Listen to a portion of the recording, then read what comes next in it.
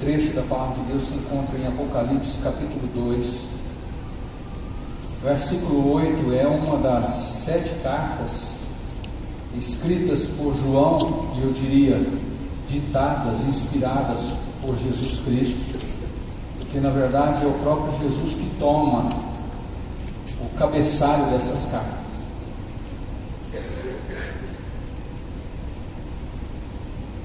Foi uma carta escrita à igreja de Esmirna. A igreja de Esmirna estava situada, e a cidade de Esmirna está situada hoje a sudoeste da Turquia. Um lugar bastante privilegiado, um lugar muito turístico, uma cidade muito promissora, uma das metrópoles da Turquia. Mas na época não era este o histórico de Esmirna. Era uma cidade sofrida. No tempo de João era uma cidade nova, cidade com um pouco mais de 100 anos, né? Para se considerar os 2000 agora, né? Uma cidade nova, mas é uma cidade sofrida, e ela vivia um peso muito grande de pecado, porque havia uma influência espiritual ali maligna, e o próprio Jesus chama de Satanás. O domínio de Satanás imperava ali naquele lugar. Eu quero compartilhar essa palavra com você, eu quero meditar com você nesta palavra em respeito da situação e da condição da igreja de Esmirna. É uma igreja que vivia uma situação bem diferente da nossa hoje, bem diferente, mas uma igreja que mostrou uma característica exemplar, uma característica que realmente faz uma ligação, faz um elo profundo com Deus, e estabelece a glória de Deus e firma a igreja nos caminhos de direção do Espírito Santo. Apocalipse capítulo 2, verso 8, 9 e 10. E ao anjo da igreja que está em Esmirna, escreve: isso diz, falando em relação ao autor, o primeiro e o último, e foi morto e reviveu. E ele diz assim: eu sei as tuas obras, eu conheço as tuas obras, e a tribulação e a pobreza, mas tu és rico. E a blasfêmia dos que se dizem judeus e não são, mas são sinagogas, templos de Satanás. Nada temas das coisas que há de padecer. Eis que o diabo lançará alguns de vós na prisão, para que sejais tentados, e tereis uma tribulação de 10 dias. Sê fiel até a morte, e dar-te-ei a coroa da vida. Pai, te adoramos, Senhor, te exaltamos. Grande é o teu nome, Senhor. Tu és, ó Pai, aquele que está entronizado. Tu és, Senhor Jesus, aquele que João viu como cabelos brancos como a neve, com os seus olhos, ó Pai, como tochas de fogo, com os seus pés reluzentes, com as suas vestes brancas, cujo uma espada aguda saía da tua boca. Tu és o Senhor entronizado, tu és o Cristo vencedor. Tu não estás como um Cristo agora, Senhor, crucificado, morto, decaído naquela cruz, mas um Cristo resplandecente, um Cristo glorioso, um Cristo que não virá mais como Salvador, mas virá como juiz. E nós te louvamos, ó Pai, porque na presença deste Deus glorioso, entronizado, ressurreto, que nós nos apresentamos nesta noite. E nós te adoramos, ó Pai, porque tu olhas para nós e tu conheces o íntimo nosso, ó Pai amado. Senhor, por alegria de alguns e para temor de muitos, ó Pai amado, tu olhas para o nosso interior e tu vês, Senhor, de uma forma clara, Senhor amado, o que existe no nosso íntimo. E é dessa forma que nós queremos nos apresentar diante do Senhor. E é dessa forma que nós queremos estar, ó Pai, não, Senhor, de uma forma camuflada, não de uma forma mascarada, ó Pai, mas de uma forma autêntica, real, ó Pai, aonde possa resplandecer a Tua glória, e aonde o Deus de glória e poder, o Deus que corrige, venha, Senhor, nos direcionar pelo caminho da verdade. Nós colocamos as nossas vidas diante do Senhor, ó Pai, nós nos colocamos na Tua presença, envolva-nos com a Tua glória, Espírito Santo. Fala conosco nesta noite, em nome de Jesus. Amém, Senhor. Como eu disse, Izmir ocupa uma região sudoeste da Turquia, e era uma cidade, apesar na época de ainda nova, mas muito sofrida, e influenciada com isso, a igreja de Izmir passava por lutas, por tribulações, por perseguições, conforme o próprio texto diz, conforme nós vamos mencionar um pouquinho nessa noite. Eu gostaria que nós entendêssemos como era a igreja de Esmirna. Em primeiro lugar, o próprio Jesus, o autor dessa carta, diz que isso diz o primeiro e o último que foi morto e reviveu. O próprio autor, Jesus Cristo, o autor desta carta, transmitida por João, e ele mostra uma da condição desta igreja, o sofrimento, a luta, a batalha. Ela vivia uma grande tribulação, ou uma tribulação de perseguição, uma tribulação de dor. Era uma igreja que considerada pobre, financeiramente pobre, uma igreja sem recursos, uma igreja sem condições, uma igreja que vivia na dependência única e exclusiva do Senhor. E a palavra de Deus diz, e isto que retrata a condição gloriosa de Esmirna, ela diz assim, o Senhor diz a ela: eu sei, eu conheço as tuas obras. Era uma igreja sofrida, era uma igreja atribulada, né?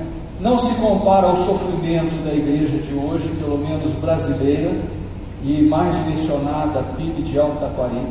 Não se compara a isso.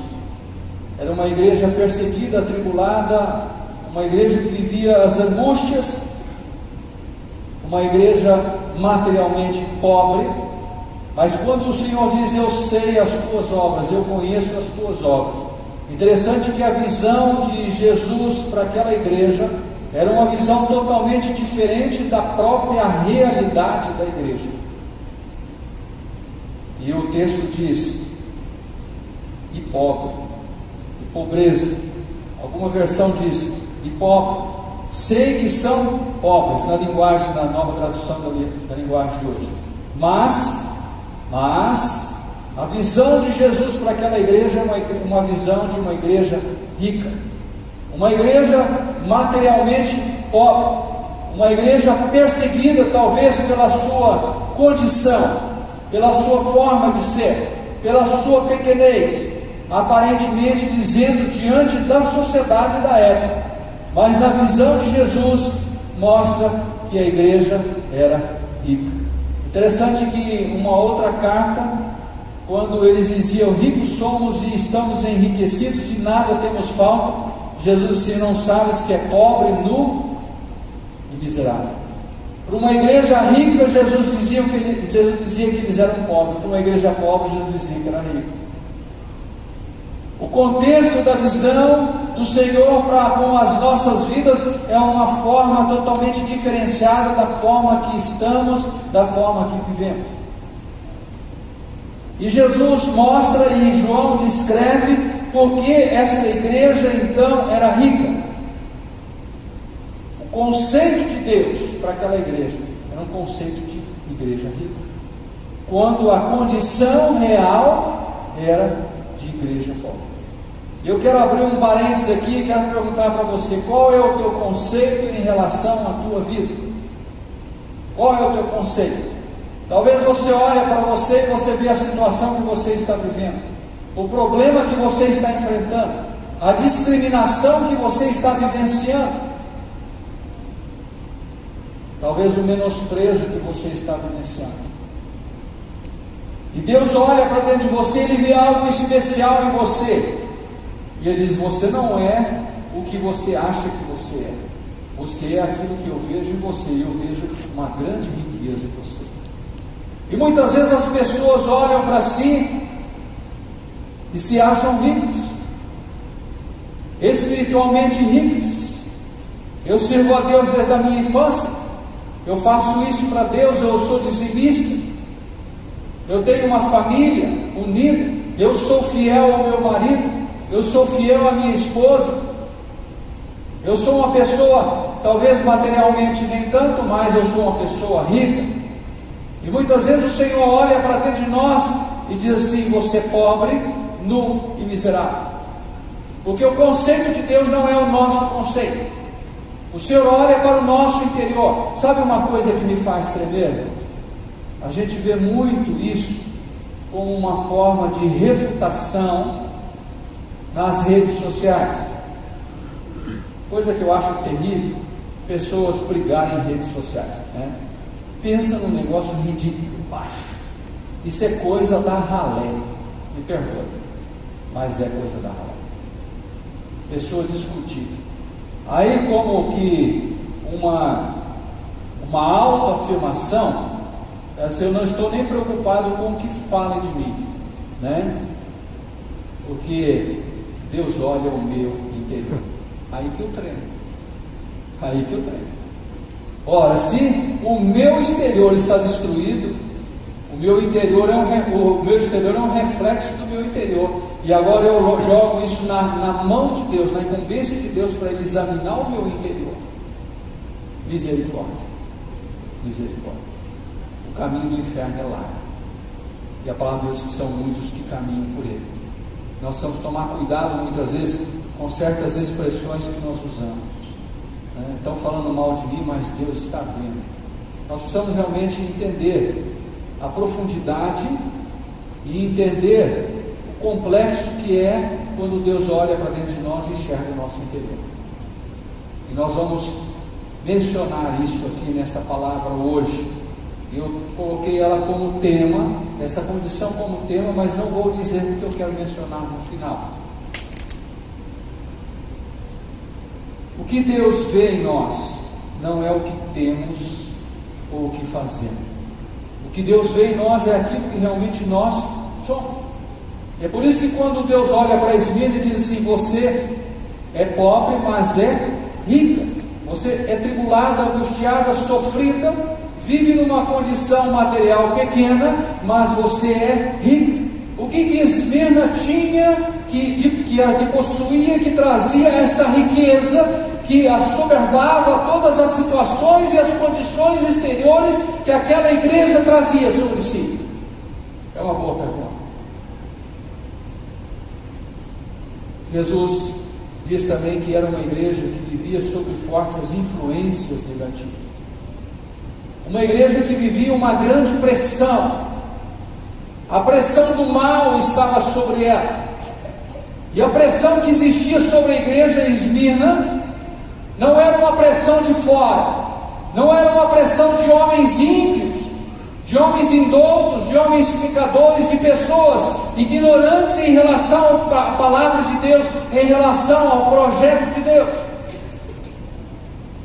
Era uma igreja que vivia em um lugar de forte idolatria, uma região totalmente idólatra, e ela era perseguida, porque vivia o cristianismo, vivia a glória do Senhor.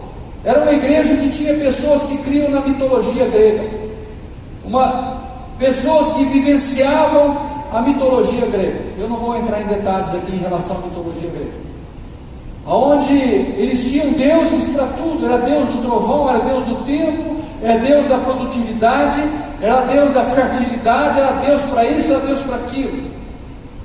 E na verdade, amados, quando encontramos influências idólatras dessa forma, esse segmento religioso, ele tem dificuldade de crer em um Deus, de ser um monoteísta, de ter apenas um Deus. Israel viveu isso. Um dos grandes problemas de Israel quando foi para a Babilônia é porque os babilônicos não aceitavam ter apenas um Deus. Eles diziam que precisavam ter vários deuses, isto é, quanto mais Deus, mais proteção, né? Um Deus não vai se ocupar com uma coisa quando ele cuida de outra uma coisa, e o outro cuida de outra coisa, e o outro cuida de outra coisa. Então, vários deuses, consequentemente, na mente humana, na razão carnal humana, consequentemente havia mais proteção.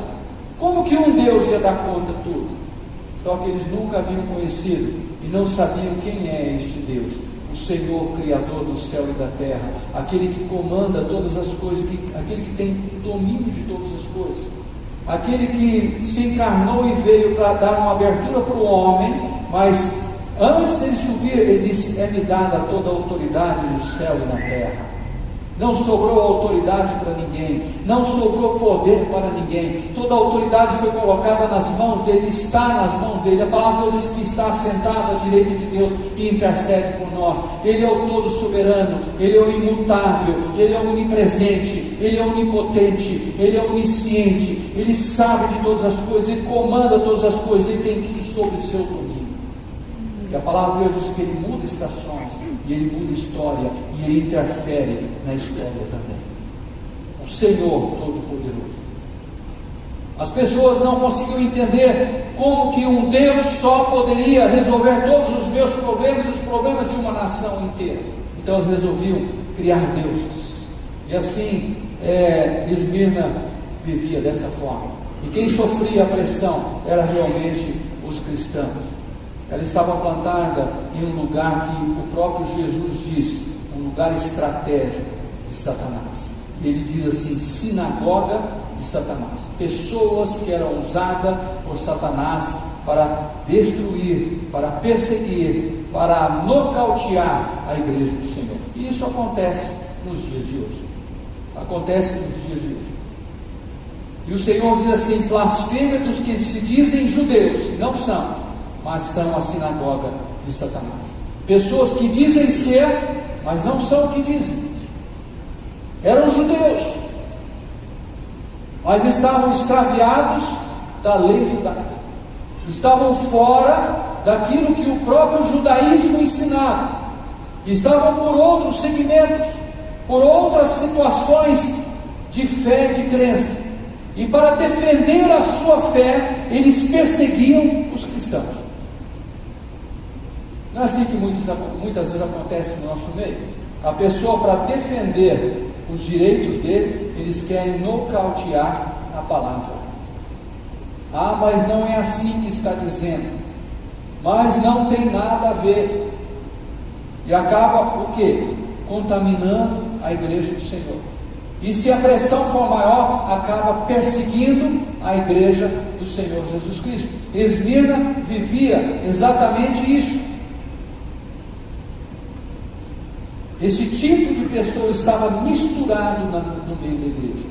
É por isso que o Senhor diz: dizem ser judeus, mas não são. Dizem professar uma fé cristã, mas não professam. Vivem totalmente distorcidos.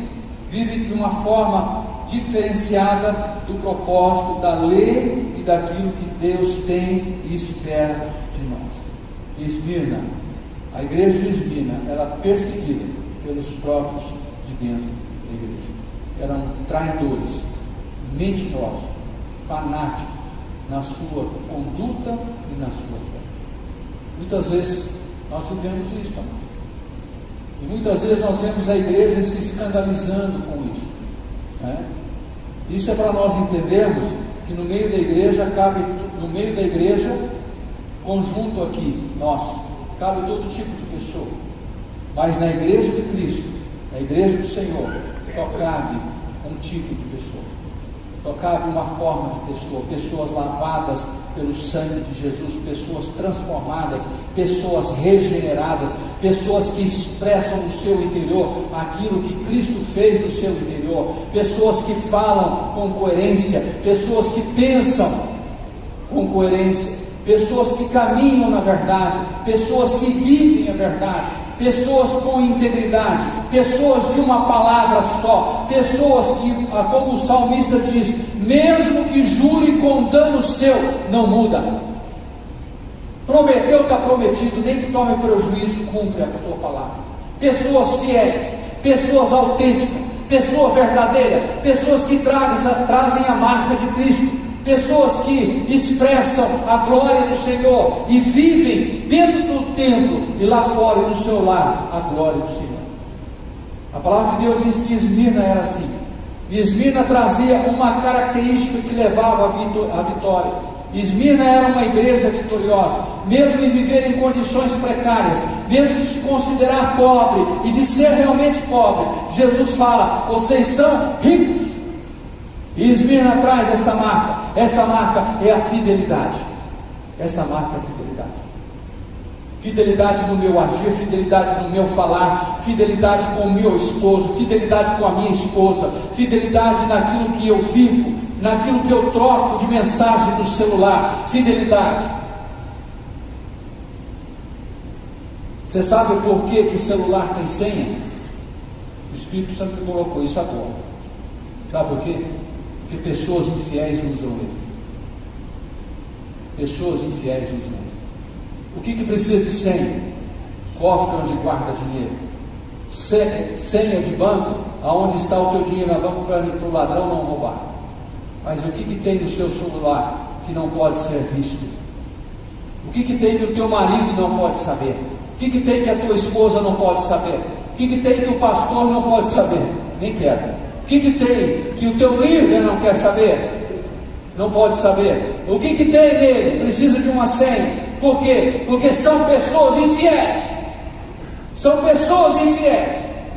Pessoas que trazem coisas escondidas e precisam receber a marca de Deus na sua vida. Acham que são ricos, mas estão empobrecidos pela condição e pela circunstância dessa vida, pela imoralidade, pela falsidade.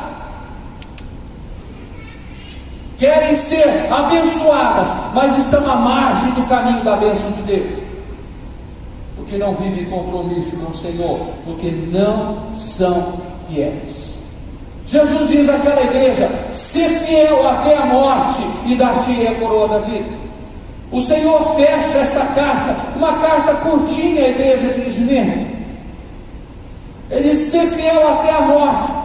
Ele não diz passe a ser fiel, mas diz continue sendo fiel, mesmo que seja para morrer. Esse ser fiel até a morte dá duas conotações: ser fiel por todo o seu tempo de vida, e ser fiel mesmo que a tua fidelidade te leve a ser perseguido, e essa perseguição promova a tua morte. Ser fiel até a morte e dar-te a coroa da vida. Jesus está dizendo à igreja de Esmirna: continue sendo fiel. O Senhor olha para Esmirna e diz: eu conheço as tuas obras, eu sei dos teus sofrimentos, eu sei da tua dor, eu sei da tua amargura.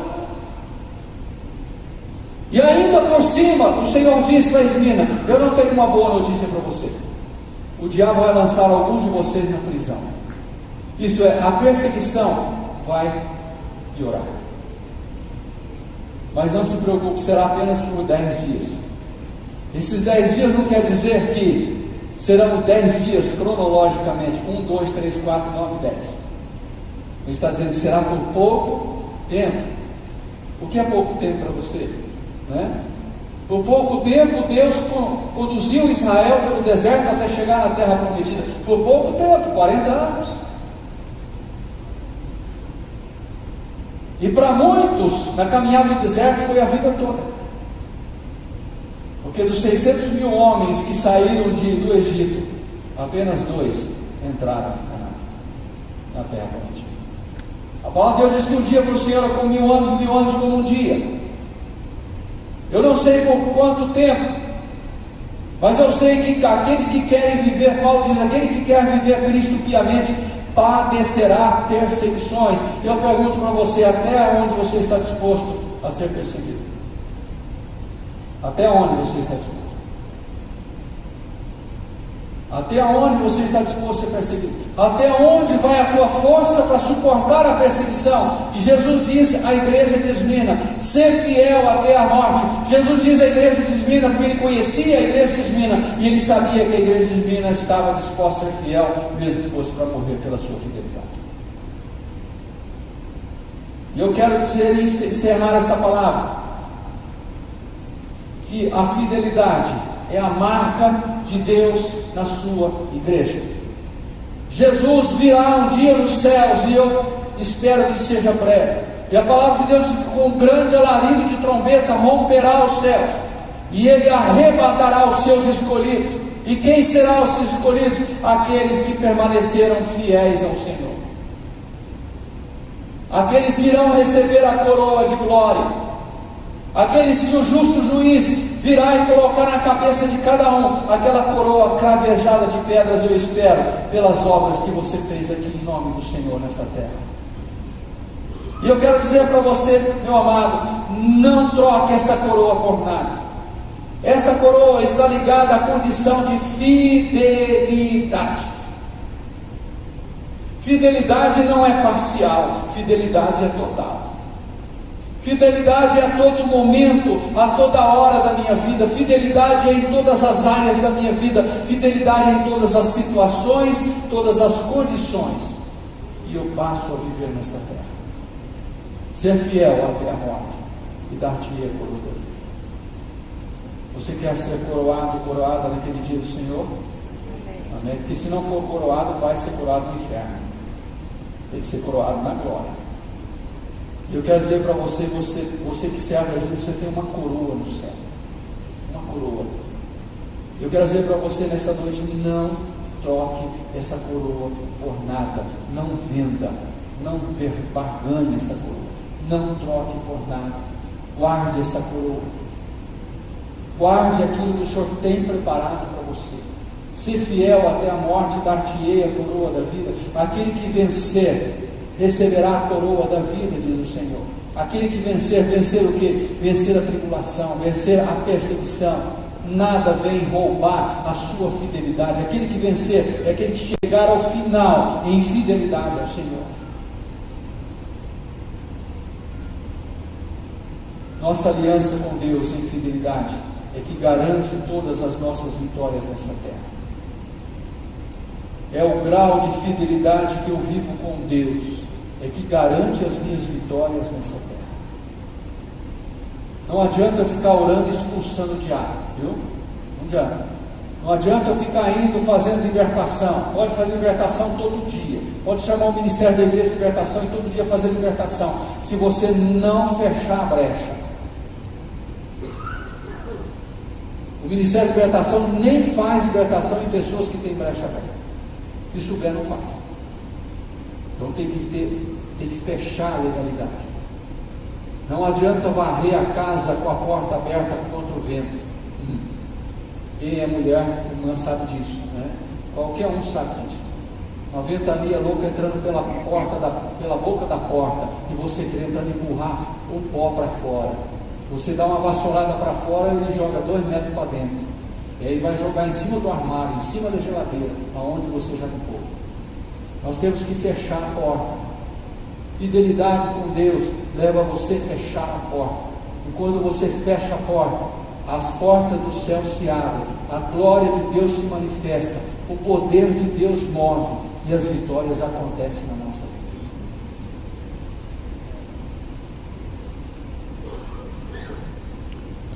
Tudo que é ruim nesta vida passa, assim como as coisas boas passam também.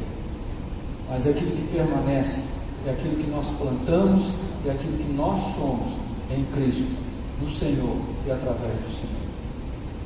Que nós sejamos como a igreja de Esmirna. E as pessoas olhem para nós e não vejam nada em nós, mas que o nosso coração enalteça o nome do Senhor. Jesus veio assim. Isaías diz: nós olhamos para ele e não vimos beleza, formosura alguma, não vimos beleza alguma, mas ele foi brotando como uma raiz em uma terra seca, um lugar onde não havia condições, não havia possibilidade, a glória de Deus se manifestou através de Jesus. Talvez Deus tenha te colocado em um lugar onde você olha e diz: não há possibilidade. Talvez você tenha vivido uma situação que você olha e diz: não há possibilidade. Mas Deus olha para você e diz: você é rico, você pode, a minha glória está em você, e você é fiel, e você vai realmente fazer a diferença. Que Deus te abençoe. Que você seja como a igreja de Esmirna, e que a glória de Deus se manifeste em você, e que você viva realmente o propósito de Deus, a luz do Senhor, a graça e a unção do Senhor. Amém?